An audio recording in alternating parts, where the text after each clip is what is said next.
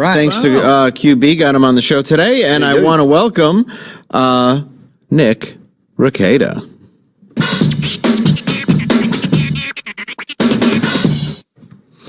Nick, how you doing? Thank you very much for joining us today. Hey, buddy. Thanks for having me. Very much appreciate it. Oh, my pleasure. I'm Dave, and of course you got QB in studio here. What's up, man? Oh, wait. He's on here? Yeah, I'm sorry. Gee, guys, I gotta go. I gotta go. My dilation schedule is late. I gotta leave right now. I'm sorry. Wow. Wow. We got Lane here and Gerald A as well, who'll be asking you some questions. But yeah, the cry bullies have come for Nick, if the audience doesn't know, and he has been banned from YouTube after, I guess, his third strike. But we do have him a lot we have a lot to ask him today, is what I'm trying to get at. And so we relied on a lot of your stream during the Kyle Rittenhouse and Johnny Depp Amber Heard trial coverage. But for those in our audience who don't already know your work, can you tell us about your law practice before the YouTube and since? Sure. Yeah, my law practice was pretty. It routinely gets maligned and slandered online, but it was my own office. It was just me, solo practitioner in a small town in Minnesota. I was very, very proud to hang my own shingle and kind of get to work. I mostly represented criminal clients, and then of course, that's. In a small town, criminal law is hard to just pay the bills by yourself unless you know all of the meth dealers. Right. Like, then it's really easy. Yeah. But if you only know one or two and they dry up, or you get arrested too much, you have to do something else. So what I would do is it's just no income that way. Right. I would do business entity formation. I would draft contracts, review contracts, go through commercial lease agreements and all of those fun things. Along with a little estate planning. So, anything, any kind of, really though, it was called paycheck law, because it was anything that paid you at all. That was the. Is that Johnny Depp behind you? Yeah, that's a Johnny Depp painting by a friend of mine named Eric Waugh. He's a fantastic artist. And Michael Myers, same dude. Yeah, We've got this is a guy who has passed away. His name is Robert Hurst. Oh, I'm sorry. I feel well, that's awkward. It's okay. He's great. He mostly painted sports figures, but he had this one horror painting. You can't see it all, but it's Michael Myers, it's Jason, Freddy Krueger, Pinhead, and Leatherface. Oh, dude, that's awesome. Yeah. Sorry, I completely went off. I thought that was so cool behind you, so I apologize. No, that's very cool. How dare you? I know, right? Yeah, you enjoy my stuff, you son of a bitch. So how did this ban come about? Oh, well, it all started back in July with my first of the 3 YouTube strikes. Which was completely bogus. So if people don't know, we've been there, yeah, as they usually are. Gerald knows about that. Yes, giving so facts. YouTube has they have a policy against graphic content, and that policy states very specifically that you can't post certain content intended to shock or disgust your audience. And so I got tagged with that because I don't know if you guys remember, there was a knife fight in an Australian mall where this clip circulated a lot. These guys were kind of going back and forth, and this one guy just swipes, and the one guy, he stands there for a minute, kind of bleeds on the ground, and then he just dies out of nowhere. Yeah. Mm-hmm. And so I have a 5-hour live stream, and about 4 hours and 20 minutes into it, I play this 40-second long video clip. And then I go on to comment about how senseless this violence is and how young men's pride get them into situations that get them killed. And it's a complete devaluation of life, and it's a waste of potential. And that was deemed in violation of the rules, which I find to be incorrect because I've covered police shootings. I've covered, stabbings and stuff like that on the channel plenty of times. I've never had a problem. But that was my first strike. Wow. And then, we had that where it was a girl who stabbed, or a cop who shot a girl, preventing stabbing another girl. Micaiah Bryant, I think. Correct. Yep. Exactly. Yeah.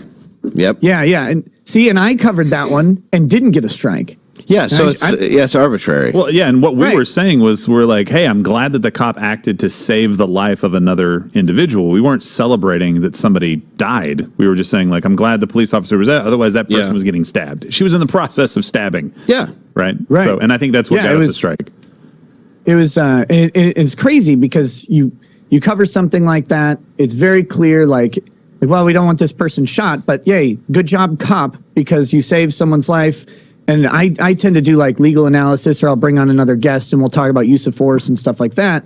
And so I covered that case. I probably showed that video 10 times. No issues, never. And I never had any issues with strikes around graphic violence doing that before. But it was like, okay. And so I've been working to this day on trying to get that strike removed. But I had until October 22nd. The next strike is where things get a little interesting for me. And that's I was critical of this weirdo on the internet called Keffels. Have you ever met a weirdo on the internet? I mean, they're rare. I mean, I've only heard stories around the campfire, but I guess they exist. So there's this weird person named Keffels and a strange website called Kiwi Farms, which this is such like deep internet, but Kiwi Farms is where a bunch of people with problems go and whine about like online celebrities, to sum it up in a pithy way. But people go talk about e-celebrities and have gossip, but they also collect a lot of information about them.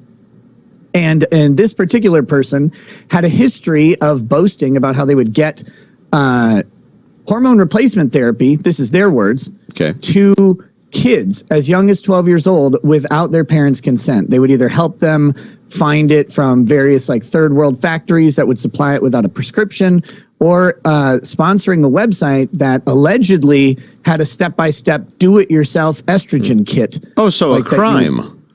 Yeah, I mean, Yeah, you'd to say. be one. Yeah, if it's, Right. you know, if you were guessing.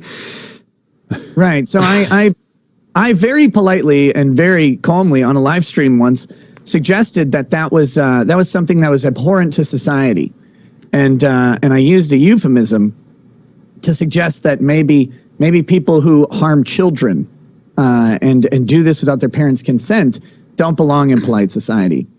Right. That was spun into I called for the murder or execution of this person. That was the lie that got perpetuated on Twitter. Wow. Something I do not and have not done at all. But Well, that's insane. that is right. And so this person, part of their thing, like I guess their content creation, is to get their Twitter mob to go after people who go against their agenda.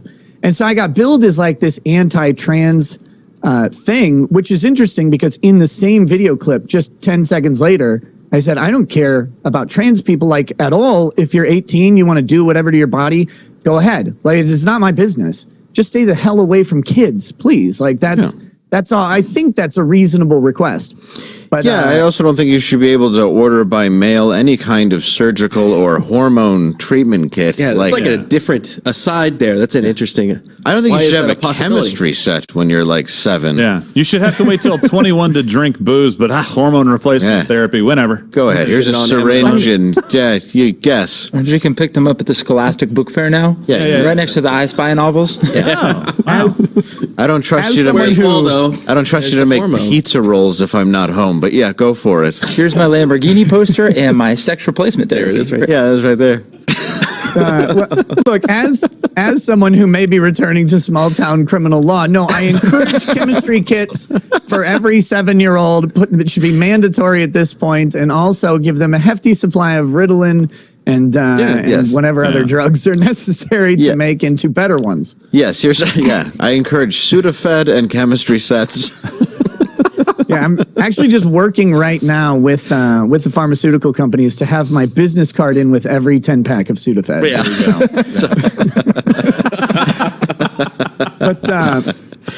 But so this act of mine very much angered them. I received a strike and a 2-week suspension for that.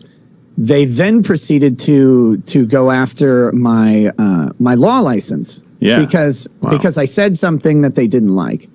And they organized ethics complaints. I received 45 ethics complaints on the same day, so that was fun. So this is just kind of like this is just sort of a mass group of people all doing it together. It's not really a real.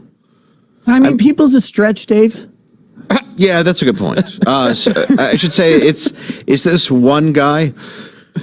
No, it was a whole bunch of people. Okay. In fact, the funny thing is when you submit an ethics complaint, but the guy is very bigoted. I don't know. When you submit an ethics that's complaint, true. Very gendered language there you're using there, Dave. It's true. We have So to be these cis people There. and Yes. possibly not. cis Cis is bigoted. cis Well, listen, Yeah. we don't want to maybe? end At up. least. We don't want to end up like him. No, what's the word? What, successful? No, I mean, No, we wouldn't want that. We'll go to Mug Club here in a minute and be able to speak. Yeah, let's go to. Yeah, we will go to Mug Club here in a minute. I think that's a very good idea. Yeah, let's do that. What do you guys think? Go to Mug think, Club. Yeah. Stay with us for a where minute. you could find Yeah. Nick right now on Rumble. So if you are trying to look for him, Rekieta Law Yeah. on Rumble, that's where he is right now. So, and that's where Yes. we're about to be. Yeah, because we're going to go over to Mug Club actually, because I don't know what questions I can even ask on this platform. I know. right now, because doesn't that suck? Like we're just having an honest conversation about what's going on. No, and we can't even say what we want. But before we go to Mug Club, really quickly, just a reminder: Steven's at Bricktown Comedy Club, Oklahoma City, Saturday, October 8th, 6 o'clock and 8:45. Tickets go to louderwithcrowder.com/tour for that. You're in Liberty Heights. Liberty Heights, Ohio next weekend. I will be at the Funny Bone October 14th and 15th. Kansas City, Missouri the week after that. And come out, davelandau.com. Check me out there. All right, join us on Mug Club. But until then, subscribe to the show. And wait, Dave, We're not. You're not I'm really going anywhere. sorry. Can I interrupt you Yes. guys for just a second? I had prepared a list of racial slurs to read on the show right Oh, before that's we went after. to Mug Club. Is that okay? oh, of That's course. After. That's after. We can do. Oh dear God! Well, it's actually a game where we see if ours match.